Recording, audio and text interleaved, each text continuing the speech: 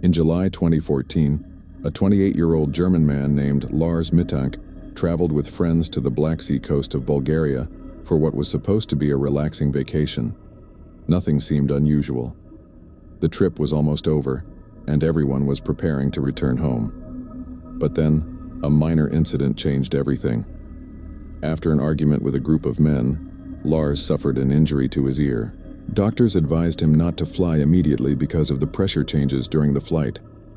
His friends returned to Germany, while Lars stayed behind for a few extra days to recover. At first, he appeared calm and communicated normally with his mother. But something strange was happening. During phone calls, Lars began expressing fears that made little sense. He claimed that unknown people were following him. He believed someone wanted to harm him. His mother tried to reassure him, but his anxiety continued to grow. The next morning, Lars arrived at Varna airport, ready to return home. Security cameras captured what would become one of the most mysterious disappearances ever recorded. Before boarding, Lars visited the airport medical office. Witnesses later reported that he appeared nervous and agitated. Then, without warning, he suddenly stood up, looked around in panic, and ran out of the building. Not through the main entrance, but through a restricted area. Surveillance footage shows him sprinting across the airport grounds, climbing a fence, and disappearing into a nearby field. That was the last confirmed sighting of Lars Mittank. No luggage, no passport, no explanation. Search teams combed the surrounding area. Investigators examined phone records, interviewed witnesses, and followed countless leads. Nothing produced a clear answer. Some believe Lars was suffering from a psychological episode triggered by stress or a hidden medical condition. Others think he may have encountered someone who genuinely frightened him. A few even suspect foul play. Years have passed, yet no definitive evidence has ever emerged. The footage remains chilling because it captures a man reacting to something only he seemed to see. Was he running from an imagined threat, or from a danger that was very real?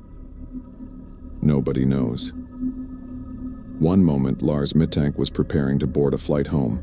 Minutes later, he vanished into the distance. In the summer of 1912, a wealthy family traveled to a remote lake in Louisiana for a relaxing vacation. Among them was a 4-year-old boy named Bobby Dunbar. The trip seemed ordinary until one afternoon when Bobby suddenly vanished without a trace. His parents searched frantically, calling his name through the trees and along the shoreline, but there was no response. As darkness fell, fear began to spread. The lake was surrounded by dense wilderness, deep water, and dangerous wildlife.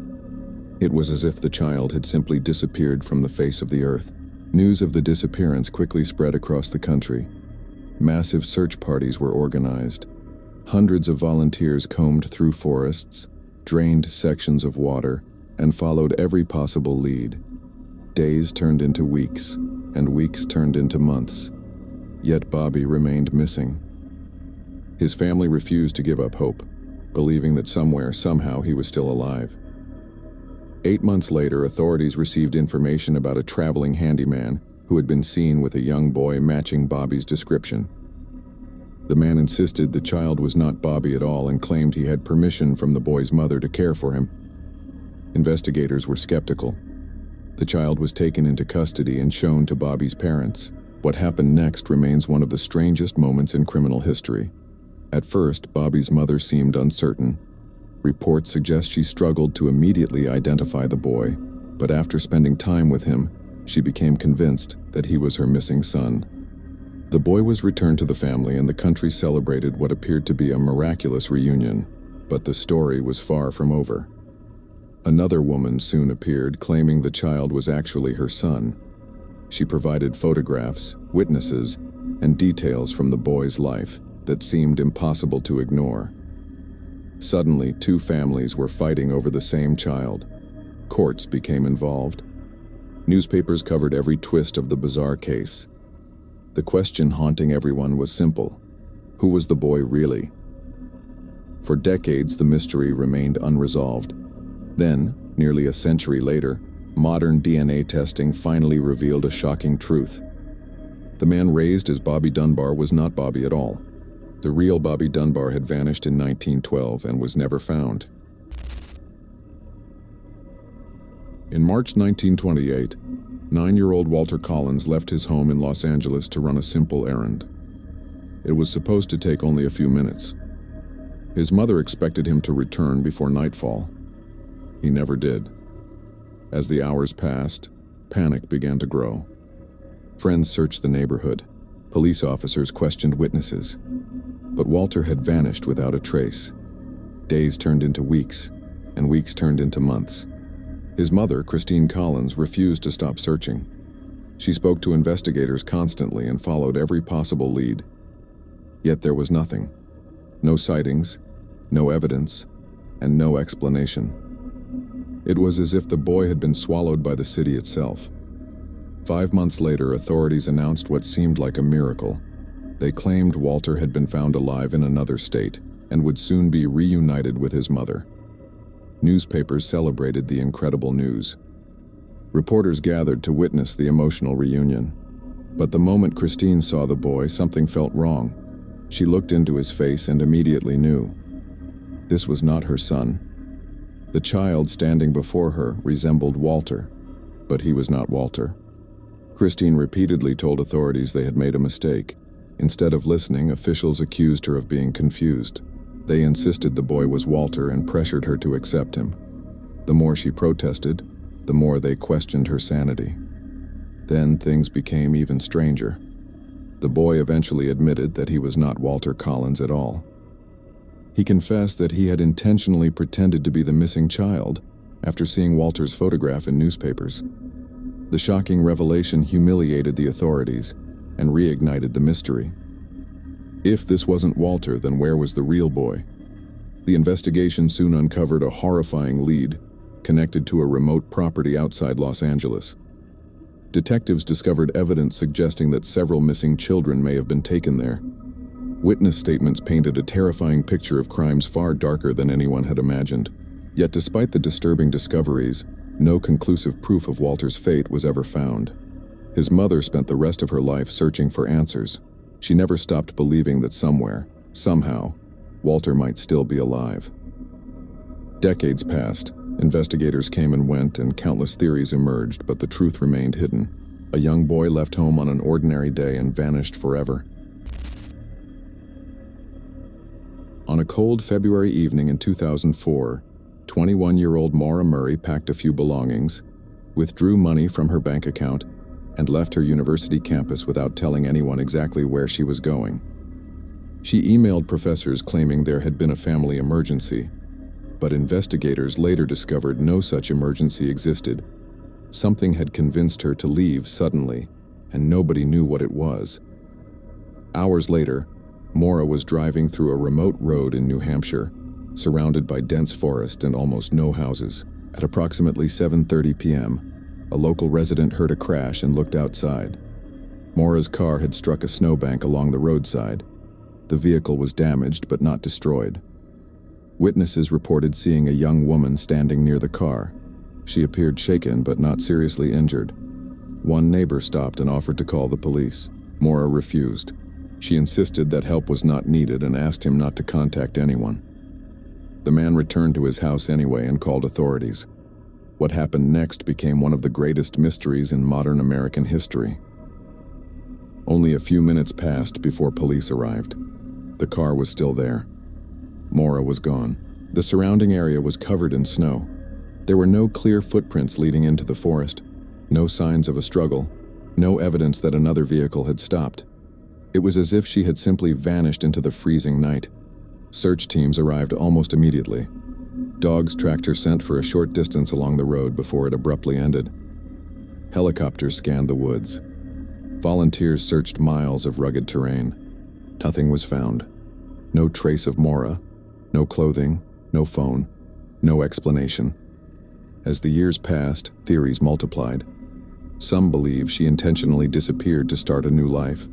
Others suspect she accepted a ride from a stranger and became the victim of a crime.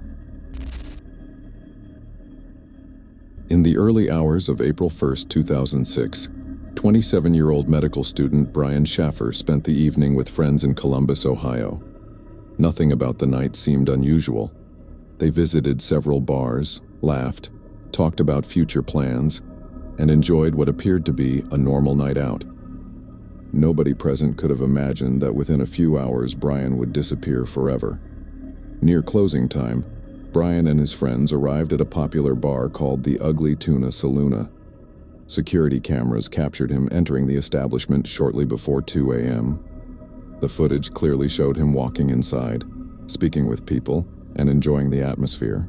Investigators later reviewed the recordings countless times.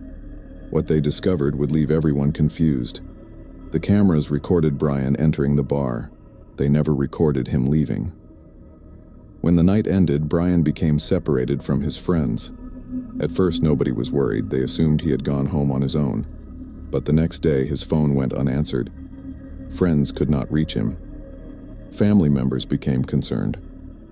Hours later, panic began to spread.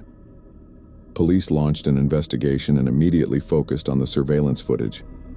Every person seen entering the bar that night was accounted for. Nearly everyone was captured leaving. Brian was the exception. Detectives reviewed the recordings again and again, searching for any moment they might have missed. Yet, no matter how many times they watched, the mystery remained the same. How could a man walk into a building and seemingly never come back out? Investigators searched nearby streets, parking garages, rooftops, and surrounding businesses. They questioned employees, customers, and security personnel. No evidence of foul play was discovered. No witnesses reported seeing Brian after that night. His bank accounts remained untouched. His phone never provided useful clues. It was as though he had vanished from reality itself. Over the years, countless theories emerged. Some believe he slipped through an unmonitored exit and chose to start a new life. Others suspect an accident or crime occurred after he left the building. Some even wonder whether investigators overlooked a critical detail hidden somewhere in the footage. Yet every theory leaves unanswered questions. What makes the case especially chilling is the camera evidence. In most disappearances, there is uncertainty about the final moments. In Brian's case, investigators know exactly where he was. They know exactly when he entered the bar. But after that point, the trail goes completely dark. In the early morning hours of May 14, 2008, 19-year-old Brandon Swanson was driving home after attending a small gathering with friends in rural Minnesota. The roads were dark, empty, and surrounded by miles of farmland. At some point during the drive, Brandon accidentally steered his car into a ditch. The vehicle was stuck, but he was unharmed. Instead of calling emergency services, Brandon called his parents. He calmly explained what had happened and told them he believed he knew where he was. His parents immediately got into their vehicle and began driving toward his location. Brandon stayed on the phone with them as he walked through the darkness, attempting to reach a nearby road where they could find him more easily. For nearly an hour, the conversation continued. His parents listened as Brandon described fences, fields, and distant lights. They repeatedly searched the area where he claimed to be, but somehow they could not find him. The strange situation became increasingly frustrating. Brandon insisted he could see lights from a nearby town. His parents insisted they were nowhere near where he believed he was. Then something happened. While walking through the darkness, Brandon suddenly interrupted the conversation with a single word. "Oops." Those were the last words anyone ever heard from him. The phone line remained connected for a brief moment before going silent. His parents shouted his name again and again. There was no response. The call eventually disconnected. Panic immediately set in. They contacted authorities and a massive search operation began. Investigators searched fields, rivers, abandoned structures, and miles of surrounding countryside. Tracking dogs followed possible scent trails. Volunteers spent countless hours combing the landscape. Yet Brandon was nowhere to be found. Even more disturbing, investigators later discovered that Brandon had been mistaken about his location. He was miles away from where he thought he was, meaning his parents had been searching in the wrong area during the phone call. As years passed, theories multiplied. Some believe Brandon accidentally fell into a hidden river or dangerous terrain moments before the call ended. Others suspect he encountered someone in the darkness, but no evidence has ever confirmed any explanation. On the morning of September 14, 2007, 14-year-old Andrew Gosden left his home in South Yorkshire, England, and appeared to follow his normal school routine. His parents watched him leave the house as they always did.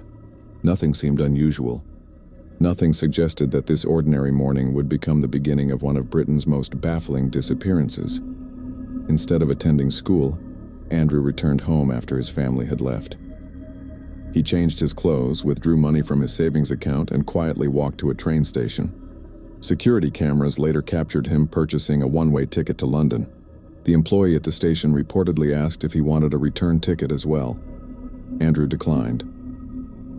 Several hours later, cameras recorded him arriving at London's King's Cross station. The footage showed him walking calmly through the station crowd carrying a small bag. He did not appear frightened. He did not appear lost. He simply disappeared into one of the busiest cities in the world. That was the last confirmed sighting of Andrew Gosden. When his parents realized he had not returned home from school, panic spread quickly. They contacted authorities and launched an intensive search. Investigators reviewed surveillance footage, interviewed witnesses, and examined every possible clue. Yet despite operating in a city filled with cameras and millions of people, Andrew's trail ended almost immediately. No verified sightings emerged. No phone activity was discovered. No bank transactions appeared. It was as if he had stepped out of the train station and vanished from reality. The mystery deepened because Andrew left behind almost everything. He did not take a passport. He did not bring enough money for a long journey. He left his gaming devices and personal belongings at home. Nothing suggested a carefully planned disappearance. Yet his decision to buy only a one-way ticket raised unsettling questions. Why did he travel to London alone? Who was he planning to meet? Did someone know he was coming? Over the years, countless theories emerged. Some believe Andrew arranged to meet a stranger. Others think he became the victim of a crime shortly after arriving in London. Some investigators suspect there are crucial witnesses who saw something, but never came forward. Despite extensive investigations, no explanation has ever been proven. What makes the case especially chilling is its simplicity. There was no dramatic struggle.